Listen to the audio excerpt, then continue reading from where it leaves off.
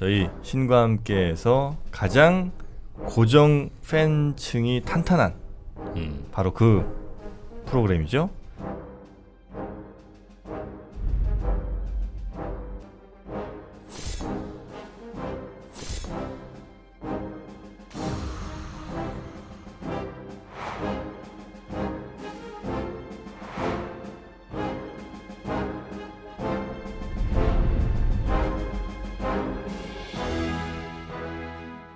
지금까지는 그래도 이제 뭐 어떤 탈탄소 뭐 이러면서 좀 신재생 에너지 네. 이쪽으로 쫙 이렇게 끌고 가던 유럽이 그렇죠.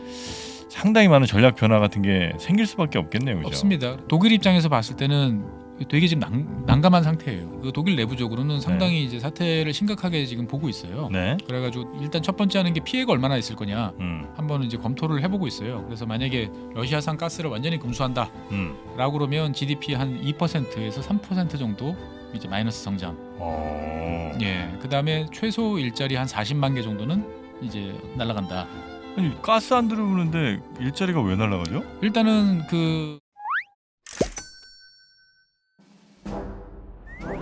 최준영 박사의 지구본 연구소, 오늘도 전 세계의 중요한 이슈들 한번 같이 따라가 보도록 하겠습니다. 반갑습니다, 정프로고요. 네, 최준영입니다. 네, 자, 뭐 뭐니 해도 요즘 글로벌하게 가장 중요한 이슈는 역시 그 러시아 우크라이나 네. 요 문제일 텐데, 그렇죠. 최근에 그 가스 의존도를 유럽이 낮추기 위해서 예. 각고의 노력을 하고 있다고요? 맞습니다. 뭐 여러 가지 러시아와 관련된 일들이 지금 네. 다 문제를 일으키고 있는데 그 중에서도 이제 러시아한테 가장 크게 영향을 받고 있는 게 이제 유럽의 가스죠. 네네네. 그래서 마침 이제 오늘 그 뉴스를 보니까 폴란드로 공급되던 네. 그 러시아산 가스가 뭐 중단됐다. 예, 그런 이야기가 나오더라고요. 4월 27일 기준으로. 예, 네. 그러니까 이제 뭐 러시아 입장에서 봤을 때는 폴란드가 우크라이나를 적극적으로 지원하고 예, 돕고 하다 보니까 난민도 받고 뭐 지금 이런 뭐 상황이죠. 그렇죠. 무기도 네. 뭐 자꾸 분실하잖아요, 폴란드가. 예, 뭐 폴란드 탱크가 한 100여 대 없어졌는데 그게 어디 갔겠냐? 뭐 우크라이나에 갑자기 나타나고 아. 그다음에 뭐 항공기도 분실했다는 이야기가 있어요. 분실이라는 게 없어지니까 뭐 우리 네. 장부상 망실 뭐 이렇게 아주 네. 어려운 표현으로 하면 예. 이제 그러다 보니까 이제 아마 가스에 대해서 가스 밸브를 이제 잠그는 폴란드로 가는. 예. 네. 그래서 뭐 유럽 가스 가격이 하루 아침에 지금 15% 정도 뛰었다. 뭐 이런 이야기들이 나오는데 네.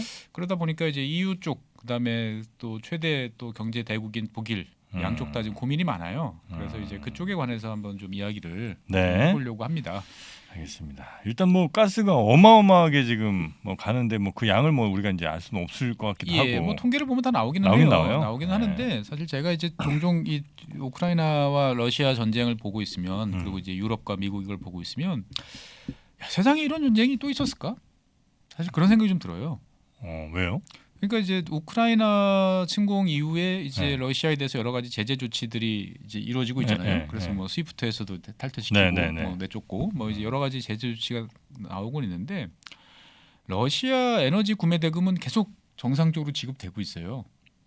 지금요? 예, 러시아로부터 계약을 해서 장기 계약을 맺어가지고 뭐 가스, 뭐 석유, 원유, 뭐 석탄에 대해서는 이제 금수 조치를 했지만 정상적으로 이제 계속 이루어지고 있는 거죠. 계속 돈을 주고 있어요? 러시아에? 그렇습니다. 그래서 이제 유럽 쪽에서 러시아로 넘어가는 게 지금 하루에 한 8억 유로 정도 돼요. 그러니까 전쟁 시작한 지가 지금 60일이 넘었죠. 네.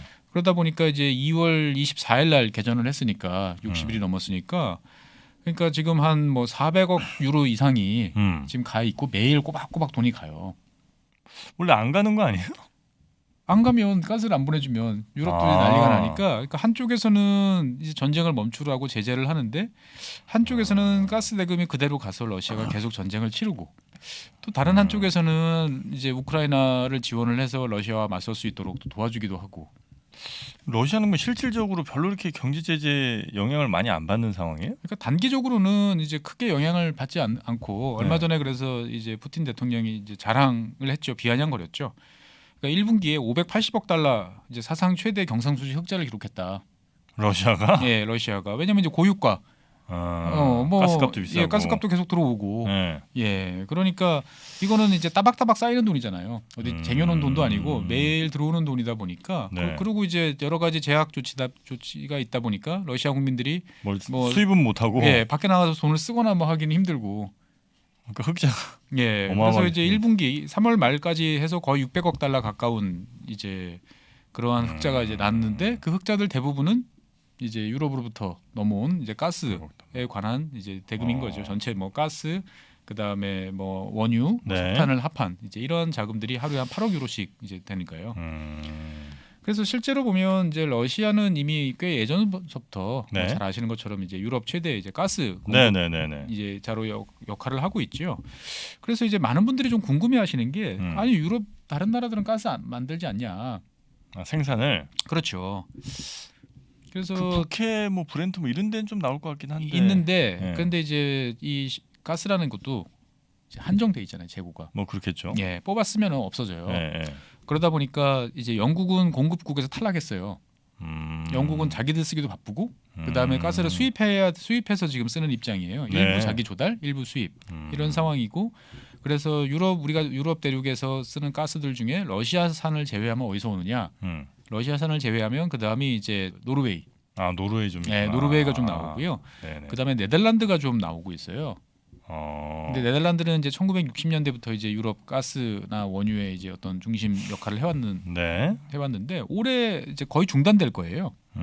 예, 이제 네덜란드 같은 경우는. 예, 그러다 보니까 그러면 이제 나머지 국가들 뭐 덴마크라든지 이런 국가들이 조금씩 생산하는 것들이 좀 있고, 그 다음에 이제 뭐 알제리, 카타르 뭐 이제 이런 나라에서 들어오는 것들이 이제 알제리 같은 경우는 파이프라인을 통해 가지고 네. 이제 지중해를 건너서 이제 들어오고 있어요. 아 그래요? 네. 그러다 보니까 실제로 러시아에 대한 의존도가 뭐 유럽 전체적으로 봤을 때 한 35% 정도 되는 꽤 큰 이제 몫을 차지하고 있는 거죠. 3분의 1은 러시아로부터 들어오는. 그렇죠. 전체적으로 봤을 때. 네. 그리고 그러면 이제 또 한편으로 보면은 뒤집어 생각해 보면 그러면 러시아는 가스를 다 어디다 파나? 일단 유럽에 많이 팔겠죠. 유럽에 많이 팔죠. 그러니까 유럽에 네. 파는 게 한 65%, 한 70% 가까이 돼요.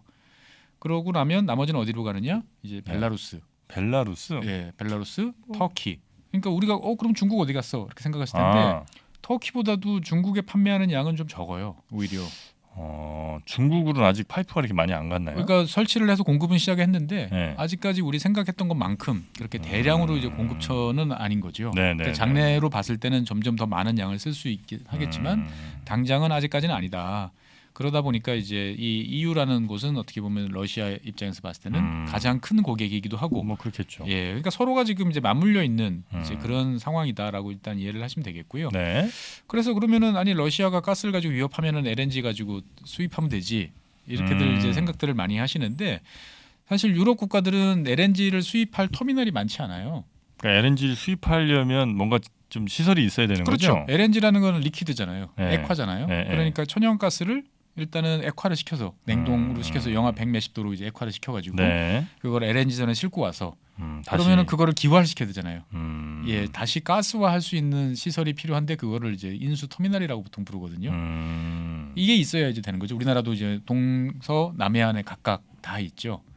우린 시설들이 좀 많이 있겠죠. 우리는 이제 평택을 시작으로 해가지고 네. 뭐 동쪽에는 이제 그 삼척인가요, 동해인가 그쪽에 있고 남쪽엔 통영 아마 그쪽에만 있을 거예요. 네, 우리는 워낙 많이 수입하니까. 예, 수입하니까. 네. 근데 이제 이 유럽 국가들은 LNG를 그동안 수입을 하려고 몇 번 검토를 하다가 뭐 일부 이제 수입도 하고는 있습니다만 이제 많이 수입 안 해놨던 이유가 뭐냐면 이 파이프라인을 통해서 들여오는 게 원체 가격 경쟁력이 압도적이에요. 그러다 보니까 이제 BC가 안 나오는 거예요. 네네네. 예, 그래서 그 동안에는 이제 LNG 이제 인수 기지를 건설하려고 그러다가 대부분 사업성이 안 나와서 경제성이 안 나와서 이제 못했고 그러다 보니까 이제 카타르 같은 경우도 유럽에 가깝잖아요. 카타르에서는. 그래서 수출하려고 되게 노력을 많이 했는데 이게 잘 안 됐어요. 경쟁력이 밀려가지고. 뭐 싼 게 파이프가 여기 있는데. 그렇죠. 네. 그러다 보니까 이제 유럽 지역에서 LNG 인수 터미널이 있는 국가는 어디냐면은 러시아로부터 거리가 먼 곳이에요. 뭐 스페인 뭐 이런데요? 그렇죠. 스페인. 그다음에 뭐 영국. 영국. 영국 어차피 섬나라니까. 그다음에 스페인 이런 쪽 같은 경우는 네. 그 LNG 인수 기지들이 있어요.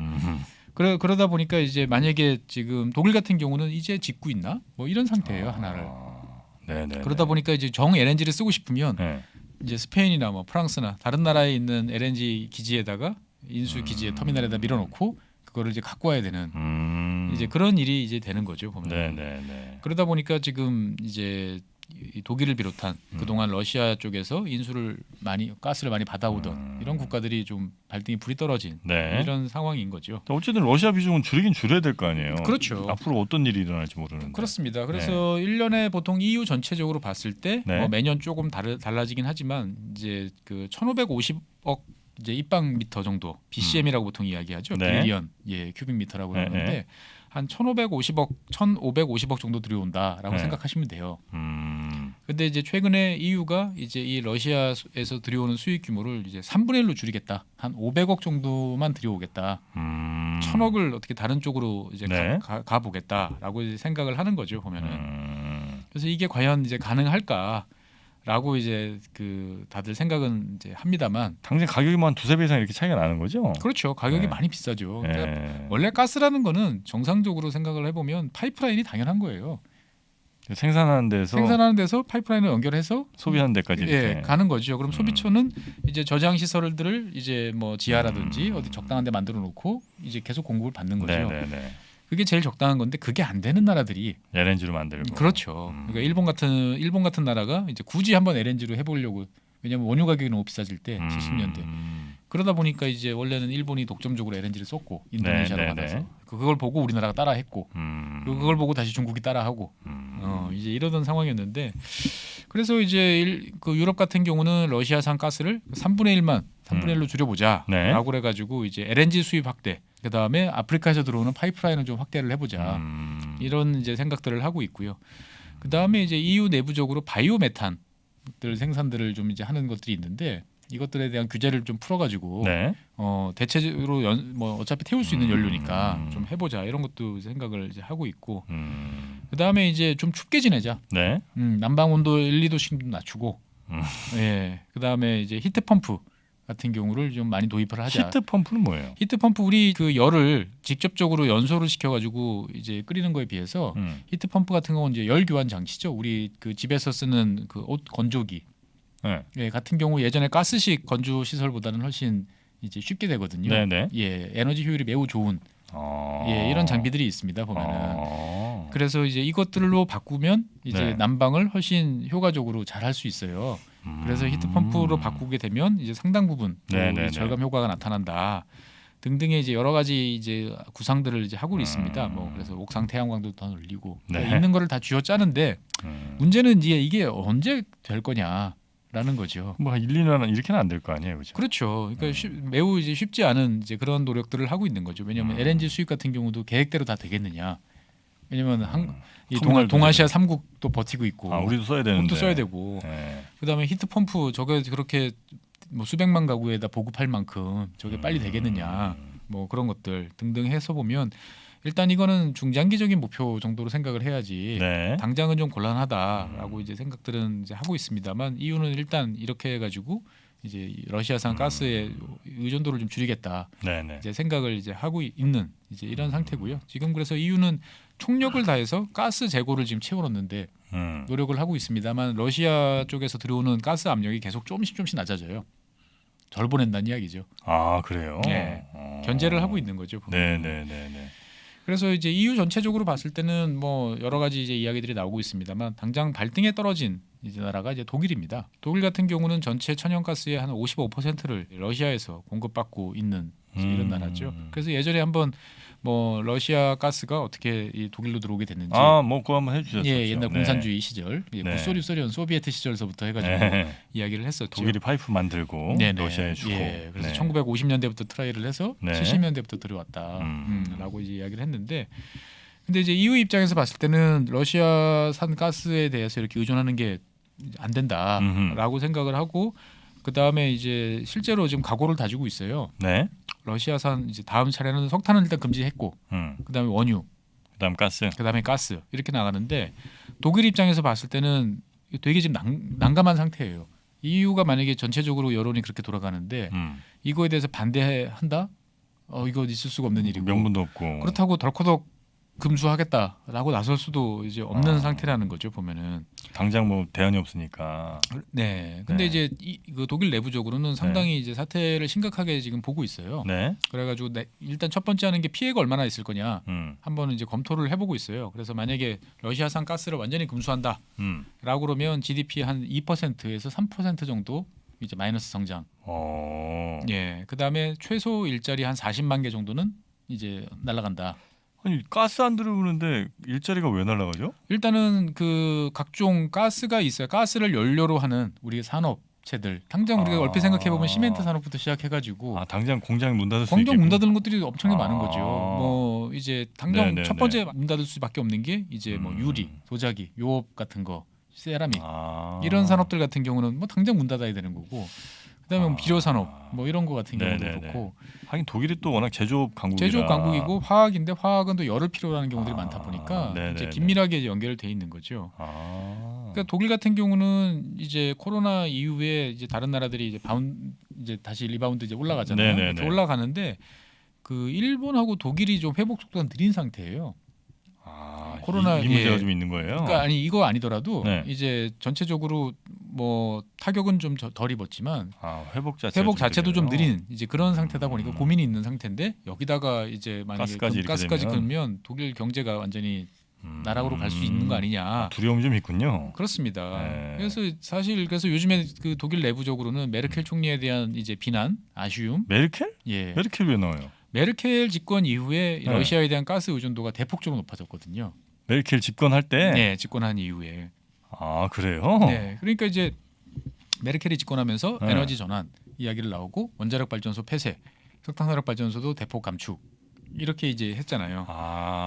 그러면서 이제 그러면서 가스로 갔구나. 재생에너지를 넓히는데 그 징검다리 역할로 이제 천연가스를 이제 많이 쓰자. 러시아라는 이제 좋은 공급처가 있으니까.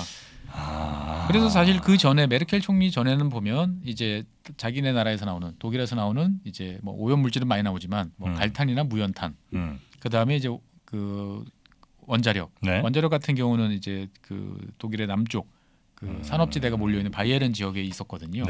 그러니까 이제 그 산업 지역에서 쓰는 연료는 전력은 상당 부분 이제 거기서 그 다음에 석탄이 또 있는 지역은 석탄에서 캐고.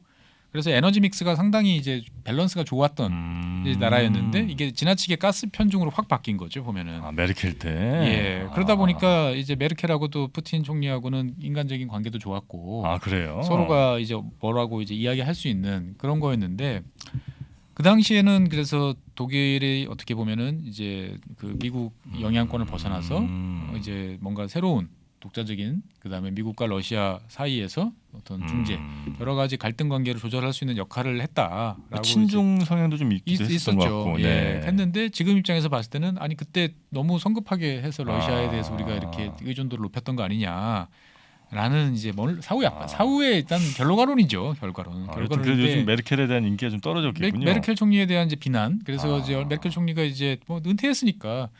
그 이탈리아 쪽에서 아마 이제 휴가 뭐 비슷한 휴가라고 이제 뭐 그냥 쉬시는 거죠. 근데 거기에 대해서 한가하게 지금 거기서 놀고 있을 때냐 뭐 이제 이런 또 비난이 있어서 또 급거 귀국하기도 하는. 그래요? 예, 이제 그러니까 여러 가지로 지금 독일이나 이쪽은 상황이 이제 매우 안 좋은 거죠. 그래서 그 독일에서 새삼스럽게 나오는 이야기는 이제 훑어보니까 러시아가 우리 목줄을 잡고 있더라라는 이야기가 많이 나와요. 생각 없이 일단 가스 많이 받고 싸서 그냥 좋아서 썼는데. 그렇죠. 그러니까 이제 가스를 그냥 계속 팔기만 하는 게 아니고 그러면 가스를 들여와서 이제 이거를 저장을 할 수 있는 뭐 그다음에 이제 이런 시설들도 있어야 되잖아요. 당연히 있어야죠. 그래서 독일 같은 경우는 예전서부터 이제 러시아에서 들어오는 저장 시설을 이제 뭐 지하 뭐 이런 데다가 만들어 놓은 큰 시설들이 꽤 있어요. 그런데 독일 같은 경우 전체 그 저장 시설 중에 한 20% 정도가 가즈프롬 소유예요. 가즈프롬? 예, 러시아 석유회사? 러시아 가스 회사. 그러니까 그러니까 새삼 보니까 러시아에서 가스를 보내는 쪽이 자기들이 관리도 해주고 그러면 사실 좋죠. 원스톱이잖아요. 보면 편하긴 할 텐데. 편하긴 하죠. 그러다 보니까 독일 전체 가스 용량 저장 용량의 한 20%는 러시아 소유고. 그다음에 주변 국가를 들어보니까 이제 오스트리아, 뭐 네덜란드, 뭐 이런 나라들도 한 3분의 1 정도가 이제 러시아 회사들이 이제 관리하고 소유하고 있더라. 좀 위험하네 진짜. 그다음에 이제 러시아 이제 국영 석유 회사 네. 로젠프라고 이제 있죠 보면. 네, 네. 예. 여기 같은 경우도 2014년에 이제 대규모 정유 플랜트를 또 인수를 했어요. 독일 거를. 네, 독일 거를. 그러니까 이제 그 새삼스럽게 이제 느껴지는 거죠. 네. 야, 우리가 목줄을 잡히고 있었던 거 아니냐. 독일은 뭐 함부로 못 하겠네. 그렇죠. 네. 그러니까 이제 그 노르트 스트림 같은 경우도 네. 원래 노르트 스트림이 없었으면 LNG 수입 터미널 같은 경우가 이제 경제성이 있는 어떤 그런 거였는데 이제 오히려 노르트 스트림 1이 이제 들어오면서부터 LNG가 완전히 이제 무력화돼 버리는 네네. 상황이 되면서 지금은 터미널 하나도 없는 더 의존도만 높아지고. 예, 의존도가 높아진 게 아니냐. 이게 어떻게 보면 우리가 러시아에 이렇게 농간에 네. 넘어갔던 거 아니냐. 네네. 이런 이제 뒤늦은 후회들도 좀 나오고 있습니다. 이러던 차에 이제 이 문제가 이제 정치적으로도 이제 좀 확대가 되는 게 네. 독일의 정치인들, 뭐 제일 유명한 분이 이제 슈레더 전 총리 같은 이제 이런 사람들이 현재도 러시아 이제 국영 기업, 이제 에너지 관련 기업들 네. 이런데 이사회 멤버로 참여를 계속 하고 있어요. 아, 슈레더가? 네. 그리고 이제 러시아 앞잡이 아니냐. 그래서 이제 슈레더 총리가 이제 우리한테 제일 유명하지만 이제 독일 내부적으로는 막 이런 사람들 찾아보니까 이제 집권당 현재 이제 그 연립 정권의 이제 집권당인 이제 그 3인당 SPD 관련 인사들이 상당 부분 러시아와 어떤 커넥션이 있는 거 아니냐. 심각하네 그게. 그러니까 이제 이렇게 보는 거죠 보면은. 그러니까 이게 그냥 러시아산 가스를 이제 우리가 많이 받고 있다 이 정도로만 생각을 했는데 이제 찾아보니까 이제 여러 가지 문제들이 좀 있다라는 것들을 이제 알게 되는 거죠. 그래서 독일 내부적으로 여러 가지 이제 갈등 요인들이 좀 있고요. 그러다 보니 이제 야 그러면 급한 대로 우리 원자력 지금 다시 좀 키면 안 되냐. 예, 문 닫았던 것 중에서 네네네. 이제 작년 말 2021년 말에 이제 가동 중단한 원자력 발전소들이 있어요. 따끈따끈하네 보이나. 그러니까요. 아직까지 이제 그거 다시 연료만 주입해서 돌릴 수 있으니까 일단 그거라도 좀 키면 안 되겠느냐라고 이제 생각들을 하는 여론들도 좀 있어요. 네. 그러니까 현재 이제 독일 같은 경우는 마지막 남은 원자력 발전소가 3개가 있고요. 작년 말에 이제 3개를 닫았죠. 아 그래요. 예, 그러니까 이제 작년 말에 닫은 3개를 일단 다시 키면 어떻게 했느냐라고 이제 하는데 이제 문제는 그 이걸 3개를 다시 키려고 해도 거기 집어넣을 연료봉이 없어요. 왜냐하면 이제 미리 주문을 했어야 되는데 이거를 이제 그 동안에 우리는 문 닫을 거라고 생각을 했으니까 주문을 이제 안 해놨던 거죠. 그런데 이제 뭐 다른 나라 도대체 우리나라 독일 같은 경우도 연료봉 어디서 갖고 오냐? 구할 수 있지 않나 그 정도는? 그렇죠. 근데 이거를 찾아보니까 러시아가 그 동안에 EU에 그 있는 원자력 발전소에 공급되는 그 우라늄 공급이 이제 2위가 러시아였던 거죠 보면은. 그러니까 이제 의존도가 너무 많았던 거예요 보면은. 네. 예. 그래서 이것도 이제 쉽지 않은 이제 이런 상황이고 그 다음에 독일 원자력 발전소는 이제 해외 기업들이 소유하는 경우도 꽤 있거든요. 발전소를? 예. 그러니까 뭐 이제 독일 같은 경우는 이제 송전, 배전, 발전이 이제 다 분리돼 있고, 이제 특히 이제 뭐 송전, 그다음 발전. 그러니까 원자력 유럽 같은 경우는 원자력 발전소가 이제 그냥 민간 사기업에 넘어가 있는 경우도 꽤 있어요. 뭐 스웨덴 기업, 바텐팔 같은 친구들도 소유를 하고 있고. 그래요. 예. 그런데 이 회사들은 이제 이렇게 뭐 여론이 바뀌는 거에 대해서 단호하게 우리 다시 가동할 생각이 없다라고 이야기를 해요. 왜냐하면은 다시 가동을 하려면 여러 가지 인허가 절차를 다시 밟아야 되는데 거기 소요되는 비용을 우리가 조달할 수도 없고 그다음에 그렇게 한다고 해도 계속적으로 가동할 수 있다라는 보장이 없다. 한 1, 2년 지나 또 그만하라고. 예. 그러니까 이제 그거를 이제 우리는 안 할 테니까 거기에 대해서 확실하게 보증을 하고 돈을 주던지. 네, 지금 이제 요번에 우리가 긴급하게 하니까 10년간 그리고 혹시나 추가적인 비용이 있으면 독일 정부가 보증한다라는 약속을 하든지 하지 않으면 현실적으로 할 수가 없다라고 이제 이야기를 하는 상태고. 그리고 현재 이제 독일 연정 내부에 이제 독색당이 이제 들어와 있다 보니까 원자력 발전 가동은 현실적으로 좀 어렵다. 이제 이런 문제들을 이제 겹쳐 있는 거죠. 아니 뭐 아무리 저 녹색당이긴 해도 지금 당장 이 상황에서 그러면 수입을 계속할 수도 없고. 그렇죠. 그러니까 이제 독일 같은 경우는 이제 이렇게 해서 참 어렵다라고 지금 이야기들을 이제 하고 있는데, 이제 EU 내부적으로 아직 주된 목소리는 아닌데 EU 내부적으로 봤을 때는 이제 특히 남유럽, 뭐 그리스라든지, 뭐 이탈리아, 뭐 이제 스페인, 이제 이런 나라들 같은 경우가 독일한테 이제 비아냥거리는 게 있죠. 야, 너희들은 그동안 과거에 EU의 원칙이라고 그러면서 옛날 그 재정 위기 시절에 우리한테 이제 아주 강력한 그 구조조정하라고 네. 강요를 했잖냐. 그때 우리가 겪었던 2010년부터 2013년까지 겪었던 이 유로존 경제 위기 때 우리가 겪었던 것들 보면은 뭐 그 그리스 같은 경우는 한 18% GDP 마이너스 성장. 뭐 포르투갈이나 스페인 같은 경우도 5% 이상 이런 마이너스를 겪으면서 사관 우리는 EU 전체 가치에 대해서 우리가 희생탈을 치고 견뎌서 여기까지 왔다. 근데 너희들 지금 뭐 독일 꼴랑 2% 정도 감소한다고 아우성 칠 게 되느냐? 할 말이 좀 있네요. 할 말이 있는 거죠. 왜냐하면 예전에 유로화의 가치라는 거에 대해서 여러 가지 사실은 이제 고통을 좀 분담할 수 있고 그다음에 이제 그만큼 힘들지 않게 넘어갈 수 있는 방법들이 사실 있었거든요. 약간의 원칙을 수정을 하면. 근데 독일이 이제 메르켈 총리가 이제 단호하게 이제 그거에 대해서 거부를 하면서 정말 완전히 뼈를 잘라냈죠 보면은. 그런 걸로 해가지고 이제 EU의 가치, 유로화의 어떤 가치라는 것들을 지켜냈는데 그 대가가 이제 우리는 GDP 5%, 뭐 15% 이렇게까지 갔는데 꼴랑 2% 가지고 지금 죽겠다고 엄살이냐 이 자식들아,라고 하는 거죠 보면은. 견뎌라. 예. 그러니까 이제 이 나라들이 이제 주장하는 건 그거예요. 유럽은 당장 2, 3년은 힘들 수 있어. 근데 가스 어떻게든 뭐 아프리카도 있고 미국도 있고 아시아도 있고. 그러니까 EU는 다른 곳에서 대체 가스 공급처를 찾으려면 어떻게든 찾을 수 있어. 돈을 더 지불하더라도. 그런데 러시아는 어디다 갖다 팔 거야.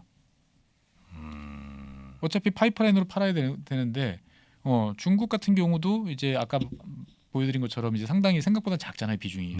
EU라는 막대한 이 러시아 전체 수출 가스의 한 74%를 차지하는 EU라는 시장이 갑자기 거의 없어지다시피 하는 상황이 됐을 때 이제 러시아가 큰 타격을 주는 거지. 지금처럼 이렇게 지금처럼 잠깐 힘들다고 그래가지고 계속 돈 주면 계속 이렇게 넘어갈 수는 없다. 어떻게 보면 이거 되게 되돌려 받는 거죠 독일이. 그러니까 정말 이렇게 될 거냐에 대해서는 아직 할 수는 없습니다만 어떻든 간에 내부적으로 봤을 때는 여러 가지 이제 갈등 요인들이 지금 존재를 이제 하고 있는 거죠. 유럽 여러 국가들 가운데 독일이 아마 거의 제일 많이 수입할 것 같긴 한데. 그렇죠. 제일 압도적이고요. 비중도 높고 그러다 보니까 이제 있는 거죠. 그래서 독일도 사실은 지난 2월 달부터 이제 러시아산 가스를 수입을 좀 줄이려고 그러니까 러시아 뭐 가스, 원유, 뭐 석탄 다 줄이려고 되게 노력을 많이 했어요. 그래서 이제 가스 같은 경우도 이제 한 40% 정도대로 이제 비중을 많이 낮추기는 해놓은 상태입니다. 보면 내놓은 상태고 지금 이제 동원할 수 있는 수단들은 다 동원하고 있어요. 그래서 부유식 그 저장 및 가스화 시설이라고 그러죠. FSRU라고 그래가지고 이렇게 육상에다가 터미널을 지으려면 몇 년씩 걸리잖아요. 근데 이제 일단 있는 저 부유식 시설을 공급하면 저기서 해외에서 들여온 LNG를 저 시설에서 이제 기화시켜가지고 이제 항구로 보낼 수 있는 거죠. 그러면 널찍하게 배 그냥 하나 만들어 놓고. 그렇죠. 임시 시설인 건데 일단은 뭐 몇 년씩 쓸 수도 있어요. 오랫동안 쓸 수도 있어요. 우리나라에서도 이제 많이 만들어서 수출도 하고 하는 건데 일단 저거를 세대를 이제 대여하는 임대 이제 리스 계약을 체결을 했어요. 30억 유로 계약을 체결을 이제 하고 있고 카타르로부터 LNG를 도입하는 계약도 체결을 하고 그래서 이 러시아로부터 이 가스 도입하는 거를 2024년, 25년 정도까지 이제 중단하겠다. 라는 이제 의사도 지금 밝히고는 있어요. 얼마 내후년 정도인데 24년이면? 그렇죠. 24, 25년이죠. 근데 이제 24, 25년이라는 기간이 우리 입장에서 봤을 때는 그 2년 만에 되겠어? 라고 하는데 이제 EU 다른 나라 입장에서 봤을 때 보면은 그동안에 그러면 너가 계속 러시아한테 뒷돈 대주고 있을 거야? 라고 하는 거죠. 보면 끊으려면 당장 끊어라. 라고 하다 보니까 이게 이제 24년 그게 현실로 가능하겠어?라는 이제 현실론적인 입장도 있고, 그 다음에 이제 24년까지 언제 기다려?라고 하는 또 이 원칙적인 또 주변 지역의 또 불만도 있고 하다 보니까 상당히 복잡한 이제 논란이 지금 이제 지속이 되고 있는 이제 이런 상황이라고 보시면 되겠습니다. 이렇게 되면 유럽 지금까지는 그래도 이제 뭐 어떤 탈탄소 뭐 이러면서 좀 신재생 에너지 이쪽으로 쫙 이렇게 끌고 가던 유럽이 그렇죠. 상당히 많은 전략 변화 같은 게 생길 수밖에 없겠네요, 그죠? 없습니다. 그래서 일단은 첫째 우리한테 닥칠 것들은 이제 LNG 가격은 계속 높을 거다. 우리한테 좀 부담이네 그거는. 그러니까 우리나라 같은 경우는 뭐 몇 번 말씀드렸지만 75% 정도는 이제 장기 계약이에요. 25%는 현물 시장에서 가격을 도입하고 있는데 현물 시장 가격은 뭐 최근에 그래도 조금 내렸어요. 좀 내리긴 했지만 뭐 폭등 몇 배씩 이제 오르는 상태다 보니까 사실 가스 요금이 올라야 되는데 그만큼을 지금 이제 올릴 수가 없는 이제 그런 상태에 지금 놓여 있는 거고요. 네. 그래서 뭐 장기적으로 봤을 때 계속 우리한테는 이제 경상수지 적자라든지 뭐 이런 문제들이 좀 있을 수도 있고 네. 다른 한편으로 보면 이제 조선업 같은 경우는 그건 좀 LNG와 관련된 여러 가지 설비, 뭐 선박 이런 거 같은 경우는 이제 당분간 이제 안정적인 수요가 좀 나오지 않냐라는 기대를 이제 볼 수도 있는 거고요. 네. 그다음에 이제 유럽 같은 경우는 이제 만약에 이 러시아산 가스를 뭐 줄인다, 끊는다, 뭐 어떻든 간에 계속 줄여 나간다라고 하면 여러 가지 혼란스러운 상황은 있을 수밖에 없고, 네. 뭐 에너지 배급 이야기도 종종 나오고 있어요. 에너지 배급? 예.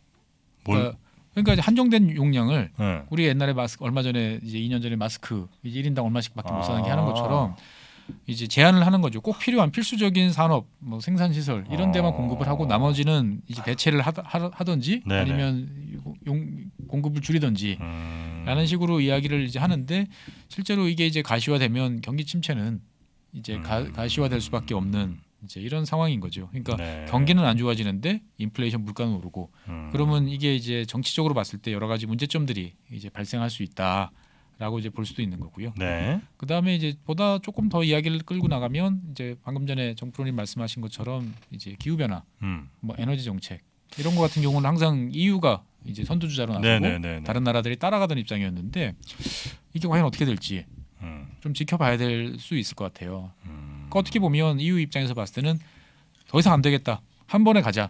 그동안에 뭐 2050년, 뭐 2030년 이렇게 했는데 그런 거 없어. 빨리 가겠다라고 해서 더 빨리 할 수도 있고 다른 한편으로 보면 EU가 저런 식으로 막 이거를 잡아당기면서 이제 다른 지역 같은 경우는 LNG 가격이 너무 올라가니까 나 우리 LNG 그동안 쓰던 국가들도 포기하고 다시 석탄으로 돌아갈래라고 하는 이제 상황을 만들어낼 수도 있는 거죠. 보면은.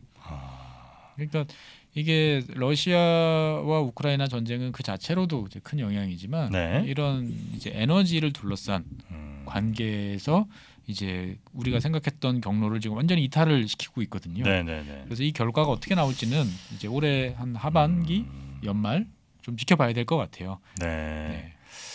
아무래도 뭐 물론 이제 신재생으로 더 가기는 가겠습니다만 원자력 이쪽으로 당분간은 좀 대피는 잠깐 하긴 해야 되겠네요 여기. 네, 여러 가지로 참 그러니까 가만 생각해 보면 에너지 믹스예요. 그러니까 여러 가지를 섞어서 포트폴리오를 짜야 우리가 이제 계란을 한 바구니 담지 말라고 그러네요. 이야기하잖아요. 그러니까 전력이라는 거, 에너지라는 것도 생각해 보면 되게 중요한 절체절명의 것이기 때문에 섞어야 되는데 이거를 어떤 원칙으로 어떻게 이제 섞느냐가 이제 시간을 두고 차근차근 바뀌어야 되는데 이렇게 급박하게 바뀌는 외부 상황이다 보니까 사실은 참 고민이 많아지는 게 이제 많은 나라, 특히 그러네요. 우리나라 같은 나라는 더 할 수밖에 없을 것 같습니다. 독일이 러시아 가스로 몰빵을 거의 하다가 리스크가 이렇게 커진 상황. 이것도 한번 저희가 여러 투자 측면이라든지 그런 데서 잘 한번 고려를 해봐야 될 그런 문제가 아닌가 싶네요. 네네. 자, 유럽의 러시아 가스에 대한 의존을 줄이기 위한 여러 노력들 저희가 오늘 좀 살펴봤고 이건 저희가 계속해서 체크하면서 또 틈날 때마다 여러분께 전해드리도록 하겠습니다. 자, 오늘도 아주 세계에서 일어난 이 중요한 소식 전해주신 우리 최준영 박사님 고생 많으셨고요. 다음 시간에 뵙겠습니다. 고맙습니다. 네, 감사합니다.